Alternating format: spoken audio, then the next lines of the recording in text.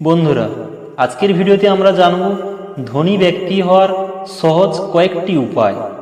আর প্রথমেই বলে নিই, যদি আপনি এই চ্যানেলটিতে নতুন হয়ে থাকেন তাহলে অবশ্যই চ্যানেলটিকে সাবস্ক্রাইব করে নেবেন। চলুন দেখে নেওয়া যাক। আপনি যে অবস্থান থেকে উঠে আসেন না কেন সেটি বিষয় নয়, আপনি কোথায় পৌঁছতে পেরেছেন, আপনার অর্জন কতটুকু, দিন শেষে সেটিই হলো হিসাবের বিষয়। পরিশ্রম কিংবা প্রচেষ্টার পাশাপাশি ধনী হওয়ার জন্য আপনাকে কিছু বুদ্ধি খাটিয়েও চলতে হবে। ধনী হতে কে না চায়?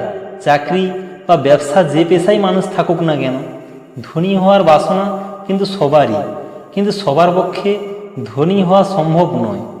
ধনী হওয়ার আশা আমরা যদি নাও করি, তবুও তুলনামূলক বেশি সম্পদের মালিক হতে চাই। তবে সম্পদের মালিক হতে গেলে জীবনের অনেক অভ্যাস বদলে ফেলতে হবে। আসুন জেনে নেই যেই সব কাজ ঠিকঠাক করতে পারলে বা অনুসরণ করলে বুঝতে হবে সম্পদ আপনাকে ধরা দেবে। 1. সম্পদ অনুসরণ। যারা ভালো কিছু করার চেষ্টা করেন, তার জীবনের স্বপ্ন পূরণের জন্য কাজ করেন, তারা স্বপ্নকে অনুসরণ করে জীবনকে পরিচালিত করেন, ফলে স্বপ্ন পূরণ করতে পারেন। 2. প্রতিদিন শেখা। সফল মানুষরা প্রতিদিন নতুন কিছু শেখার চেষ্টা করেন। 88% ধনী লোক প্রতিদিন 30 মিনিট বা তার বেশি সময় কঠোরভাবে জানতে ও নিজেকে শিক্ষিত করতে ব্যয় করেন। চিন্তা নিয়ন্ত্রণ। আপনি বড় চিন্তা করতে পারেন, আপনার একটি বড় কল্পনা শক্তি আছে, আপনি যা কিছু করছেন তার মালিক আপনিই হবেন। 91% ধনী ব্যক্তি নিজেই সিদ্ধান্ত গ্রহণকারী। দায়িত্বশীলতা। দায়িত্বজ্ঞান থেকে আপনি লজ্জা পান না, বস্তুত আপনি যদি সুযোগ খোঁজেন যা আপনাকে আরও দায়িত্ববান করে তোলে। ঝুঁকি গ্রহণ। আপনি সতর্ক এবং ঝুঁকি নিতে বেপরোয়া নন। সতর্ক ও ঝুঁকি গ্রহণকারী তাদের বাড়ির কাজ করেন। নতুন ধারণা ও উদ্যোগ তাদের একটি ব্যবসার মাধ্যমে চালু করার আগে ঝুঁকি নিতে বা তারা দক্ষতা ও জ্ঞানকে কাজে লাগান। পদক্ষেপ নেন। আপনি কোনো পদক্ষেপ নিতে ভীত নন। সফলতার জন্য আপনাকে পদক্ষেপ নিতে হবে। বসে থাকলে বা চিন্তা করলে কখনোই কিন্তু সফল হওয়া যায় না। ব্যর্থতা জয় করা। একবার ব্যর্থ হলে থেমে যাওয়ার কোনো উপায় নেই। ব্যর্থতাকে আপনি অভিজ্ঞতা অর্জন ছাড়া অন্য কিছু হিসেবেই দেখছেন না, তাহলে বুঝবেন ধনী হওয়া যাবে। আউটওয়ার্ক করা। ধনী ব্যক্তিরা দিন, সপ্তাহ, মাস এবং বছরব্যাপী কাজ করতে ভীত নন।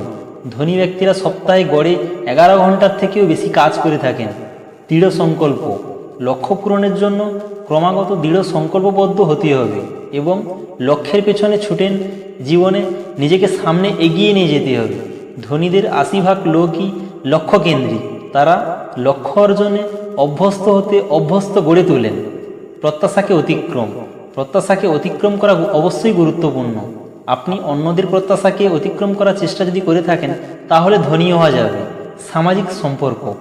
আপনি যদি অন্যের জন্মদিনে ফোন করে বা এমনিতে ফোন করে অন্যের খোঁজ খবর নেন, তাহলে আপনার যোগাযোগ বৃদ্ধি পাবে। আপনার মূল্যবান সম্পর্ক আপনার জন্য নানা দ্বার খুলে দেবে। সম্পর্ক আপনার কাছে অর্থের মতোই দামি। অন্যকে প্রাধান্য দেওয়া। লোকজন আপনাকে পছন্দ করে, তারা আপনার সঙ্গে কাজ করতে এবং ব্যবসা করতে পছন্দ করে। আপনি লোকদের প্রফুল্ল হতে, সুখী, উৎসাহী এবং আশাবাদী করে তোলেন। মিতব্যয়ী। মিতব্যয়ী হওয়াটা ধনী হওয়ার অন্যতম উপায়। বিশ্ববিখ্যাত বিনিয়োগকারী ওয়ারেন বাফেট $1 বিলিয়ন মালিক। তিনি নিজেকে অত্যন্ত মিতব্যয়ী করে বলে দাবি করে তোলেন।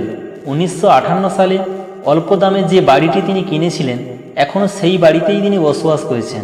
এছাড়া জীবনযাপনের জন্য সর্বদা সাধারণ উপকরণ ব্যবহার করতেই তিনি বেশি পছন্দ করেন। একইভাবে টাকা হলেই নানা বিলাসপণ্য ব্যবহার করে তা শেষ করতে হবে কিংবা ঘন ঘন বাড়ি বদল করতে হবে, এমন ধারণাকে তিনি অপছন্দ করেন। ভুল থেকে শিক্ষা। 2-1 বার ভুল করা মানেই সব কিছু শেষ হয়ে যায় না, সবারই ভুল হয়।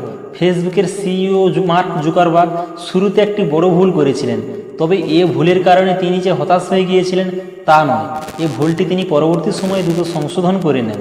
তিনি জানান যে এ ভুলের কারণে হয়তো তার কয়েক $1 বিলিয়ন ক্ষতি হয়েছে, কিন্তু এ ধরনের কোনো কিছু ভুল যেন তার আর দ্বিতীয়বার না হন, এবং তিনি সতর্ক হয়ে গেছেন।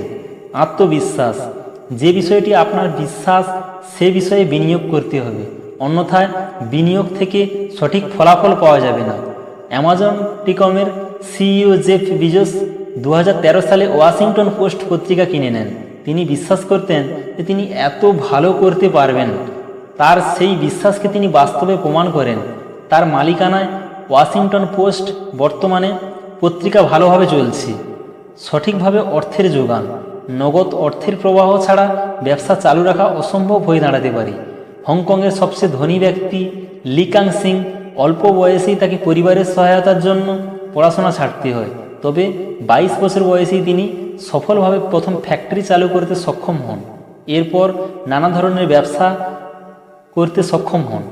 এবার তিনি ব্লুমবার্গ ম্যাগাজিনকে দেওয়া এক সাক্ষাৎকারে তিনি বলেন, তিনি সর্বদা নিজের আর্থিক প্রবাহকে ঠিক করে রেখেছেন। কর বিষয়ে জ্ঞান। অধিকাংশ ব্যবসাতেই একটি বড় বিষয় হলো কর, আর এই বিষয়টিতে অন্যের উপর নির্ভর করে সফল হওয়া যায় না। এজন্য উদ্যোক্তাদের উচিত কর বিষয়ে যাবতীয় আইনকানুন জেনে নেওয়া। ধনী ব্যক্তির সর্বদা এসব বিষয়ে বুঝে নিয়ে তারপর প্রয়োজনীয় ব্যবস্থা নেন। এ বিষয়ে ওয়ারেন বাফেট বলেন, বিনিয়োগ নির্ভর করে তা থেকে কতখানি লাভ পাওয়া যাবে তার উপর। কোনো ক্ষেত্রে যদি বেশি হয় তাহলে সেখানে বিনিয়োগ না করাই ভালো।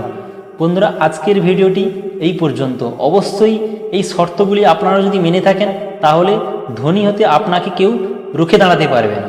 ধন্যবাদ।